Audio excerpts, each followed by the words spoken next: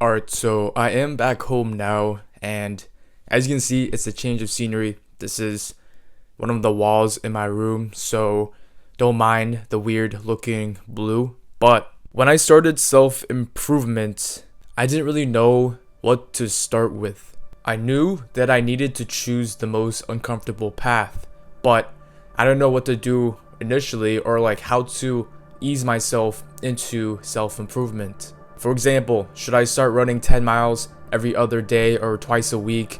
Or should I start waking up at 5 a.m. to do deep work? Of course, there are many things that you can choose from, but I understand it's overwhelming. So, here are 5 uncomfortable things you can start doing that will change your mentality from easiest to hardest. The first thing is cold showers. And this is honestly the easiest, at least for me, because all I have to do is get in the shower, crank the temperature to cold, and sit there for 5 minutes. And honestly, for me, this was easier than having to do a hard workout or socializing with other people. However, mentally, it's difficult because it's cold water, and nobody likes taking a cold shower unless it's hot outside. All of us have become accustomed to the warm shower, because warm showers are a place for peace and warmth. So once you turn the temperature cold, now you're creating an uncomfortable space that we haven't had much experience in. Now, there are 2 ways you can implement a cold shower. The first method, which I like a lot more, is when you take a warm shower, and then at the end of your shower, you turn it to cold, and you sit there for a couple of minutes. The second method, which is more brutal, but probably more better for you, is to just hop in the shower and turn it cold. Like I said, I like the first method because it enhances my recovery. I get the warmth to relax my muscle, but I also get that contraction from the cold to squeeze out any lactic that I have left in my system. But if you want better mental strength, start with the second method, which you just hop in the shower, turn it straight to cold, and take a shower. The great thing about this is that you have to learn to not hesitate. You can't hesitate to turn on the shower. You can't hesitate to go inside that cold shower. You can't run away from the uncomfortable feeling. You just have to stay in there and turn the knob to cold. The good thing is that once a couple minutes pass by and you're in this cold shower, you get used to it because you're experienced to that temperature. It's kind of like a runner's high. The first mile or 2, it feels like crap because you're not used to that pace, you're not used to that environment initially. But once you hit mile 3 or mile 4, you start to feel this high where you feel good.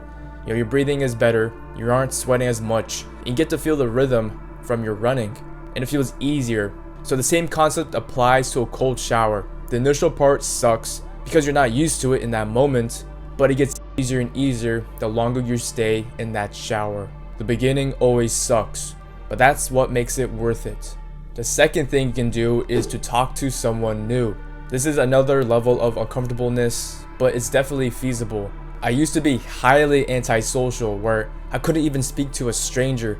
I would stutter, I would shake my words, and I would speak with a high-pitched voice, which turned the other person off. And in social gatherings, I would always stick with my friends because I was afraid to meet new people. And even when I saw an attractive girl that I wanted to talk to, it was hard for me because I was scared of that social interaction. And whenever I tried to approach this attractive girl, I always overthink it. Like, am I going to mess up? Will she judge me? Is she going to like me? Is she going to reject me? What I had to do was overcome this social anxiety. I had to not care what other people thought. And you can honestly get this mentality from working a restaurant job or a service job. I learned most of my social skills from working a restaurant job, which can be applied to networking events. I put myself in environments that forced me to talk to strangers. Like I said, a server or a bartending job is the perfect place because you meet new people, you have to make them feel welcomed, you can compliment what they're wearing, but also there's uncomfortable moments where they may not like what they have for food or the service or the timing, and you have to have that uncomfortable conversation. And plus, you get money, so it's a win-win. Now, if you don't want to get a job or a part-time job at a restaurant, you can just approach people on the street. And you can just start complimenting their style, their hair, whatever shoes they're wearing, something simple like that. Then if you feel like you're more comfortable to holding that conversation, go up to someone, ask where something is, like the directions to that pizza shop, that restaurant, or to that library that you want to see. Now for an upgrade, you can start to talk to women. So if you see an attractive girl that you want to talk to, go up to her, introduce yourself, ask for her number, have a simple conversation, get comfortable with that anxiety of being rejected. And the rejection may come like, oh, I'm not comfortable giving you my number, or I'm not really looking for anybody, or I have a boyfriend. It happens, and that's okay. Just move on and find another person. The world is yours.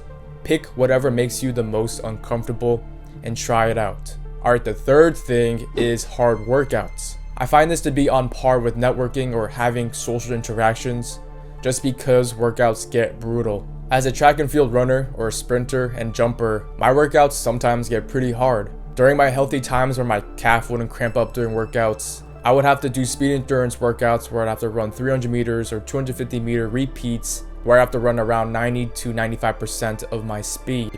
And during these workouts, the first rep might feel good, but when you have to do the second one and the third one, that's when your legs start to feel burning and you feel like you might cramp up, or sometimes you can't even feel your legs, but you have to persevere through this hard time. But for you don't have to do a crazy workout like me where you sprint for a long time and you get that lactic, or you have to lift heavy weights. For most people, the hardest thing for them to do is showing up, going to the gym, driving to the gym, even putting on their clothes and going to the gym and doing one workout, one exercise even. If that's you, just go to the gym, get used to it, then the next week do one exercise, and then do a progressive overload where you do another exercise the next week, adding another exercise the other week, and keep adding on exercises until it's sustainable. And once you know the number of exercises that you want to do, start increasing the weights, increase the reps, increase the sets. Now, if you're experienced, try to do some competitions. Do a half marathon, a 5K, even an ultra or a Murph. Even for me, I'm scared to do long distance, especially a marathon or even a 5K, because I'm not experienced in that field. But I'm excited to try it out once I retire from my sport. But that's why I recommend you to train like an athlete. Pick a competition, pick an event, pick a sport, and train for it, because that's more motivational. A sport is easier to get used to, so it's more motivation for you to try to get better at that sport. Sports usually require skills, which is more exciting than just weight training where you just lift more weights and look aesthetic. Like I said, the degree of uncomfortableness is up to you. Alright, the next thing you can do is to take up public speaking opportunities. I'm sure there are many public speaking opportunities out there, especially for those students who have presentations. There's also Toastmasters, which will help you public speak. A lot of people are scared of public speaking. Even myself, I'm still scared of it, but I'm more used to it than I was before. That's why you should take on these opportunities to get more experience in that field. The more experience you are in public speaking, the more comfortable you feel, even though you still feel scared about it. But if you're a student and you have presentations, attack those opportunities. Practice all you can, make your slides look really well and presentable, and make them be visual aids, not a reading tool. Practice a shit ton, like I said, and get feedback from your classmates, from your partners, from your teacher. I know some people suggested improv, but I haven't tried that out yet. You could also try to be an MC for an event or a live show, but those might be a little harder to get because they want people with experience. But if you want more experience, at least trying to speak to an audience, try content creation, try YouTube, or even do live videos where you answer people's questions or you talk about a certain topic. I have a second channel where I just blabber whatever is on my mind, because it helps me practice speaking on the spot, because I know personally I suck speaking at the spot, and instead of me focusing on what I say and how I say things, I'm worried about what I have to say next, which makes me not focus on how I say things. So when I'm sitting in front of a camera, it reminds me that, okay, I have to present correctly, I have to pronounce my words, I have to make sure my pacing is right, but also I should know what I should be saying next. You could also, with your friends, do a presentation where you make weird presentations about whatever topics you want and then present to each other and give some constructive criticism with each other. You can also make these dumb pitches where you make a fake product and try to pitch it to strangers on the streets. There's many options like that, but the whole point is that every man needs to learn how to speak under pressure, especially if you want to become a leader. The last uncomfortable thing, which I think a lot of us struggle with, is practicing delayed gratification. This is a broad topic because it can be applied to a lot of things, but it's still an important topic to know. You may have already heard about it, but let me reiterate. You have to rewire your reward system. You become lazier when you get the reward without the work. Society today capitalizes on convenience, which is a good thing, but people fail to realize how much of an effect it has on our brains. When we're hungry, we can get food wherever we want on Uber or DoorDash. And if we're bored, we just whip out our phone and scroll on Instagram or TikTok. Hell, we can't even control ourselves with food. That's why you need to stop being average, or else your health and wealth will diminish. There are a couple things you can follow that helps you practice delayed gratification. What I like to do is I practice intermittent fasting, where I eat my breakfast during lunchtime. And that's usually because I don't feel hungry in the morning. But I know when I eat in the morning, I get this brain fog, which kind of screws me up with my deep work sessions. I feel more sluggish, I feel tired, which isn't really good when you're trying to be productive. But for most of you, I know you're eating shitty foods for breakfast like cereal, some danishes, some desserts, some orange juice or your cinnamon toast crunch, or even a Pop-Tart. That food is mostly sugar, which isn't optimal for your day. Anyways, I don't like to eat in the morning. Like I said, I like to break my fast later in the day, so I'm able to be more productive by keeping my brain clear. For some more ideas, what you can do is only consume content at night. So instead of the morning where you just wake up and scroll Instagram, wait until you're off work, or wait until all your work is done. Instead of watching TV or watching a show, wait until your work is done. That means your mornings or your afternoons are just all filled with work.